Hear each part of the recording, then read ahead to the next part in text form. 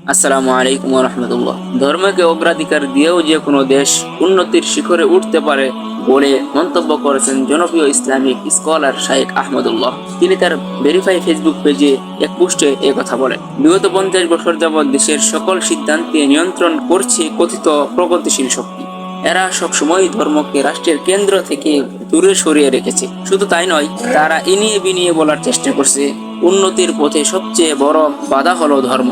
অথচ ধর্মকে অগ্রাধিকার দিয়েও যে কোনো দেশ উন্নতির শিখরে উঠতে পারে, তার বড় উদাহরণের নাম মালয়েশিয়া। তাদের সংবিধানের ৩.১ ধারায় রাষ্ট্রধর্ম ইসলাম উল্লেখ করে অন্যান্য ধর্মের স্বাধীনতা নিশ্চিন্তের কথা বলা হয়েছে। সেখানকার মোট জনসংখ্যার ৬০-৬৫% মুসলমান।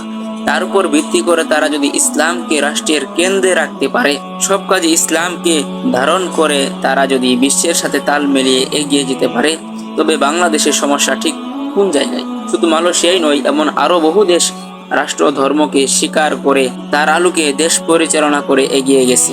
চোখের সামনে উন্নতির এমন জলজান্ত উদাহরণ থাকার পরেও ধর্মই এদেশের প্রগতিশীলদের প্রধান শত্রু।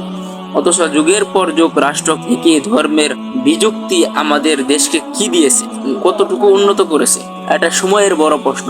এর চেয়ে যদি রাষ্ট্র পরিচালনায় সংখ্যাগরিষ্ঠ মানুষের মূল্যবোধকে অগ্রাধিকার দেওয়া হতো, তাদেরকে যথাযথ মূল্যায়ন করা হতো, যদি তাদের ভেতর এই অনুভব ছড়িয়ে দেওয়া যেত যে তারা বাইরের কেউ নয়, তারা এই দেশেরই মালিক, তবে দেশের উন্নতি ও অগ্রগতির জন্য তারা সবকিছু উজাড় করে দিত।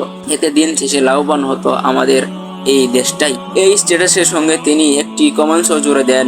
সেখানে তিনি লেখেন, মালয়েশিয়ায় প্রধানমন্ত্রীর কার্যালয়ের পাশে রয়েছে দৃষ্টিনন্দিত মসজিদ। সেখানে প্রধানমন্ত্রী সহ অন্যান্য মন্ত্রী নিয়মিত নামাজ আদায় করেন। আইকনিক কোনো ইসলামিক ব্যক্তিত্ব দেশে এলে রাষ্ট্রীয় প্রটোকল দেওয়া হয়।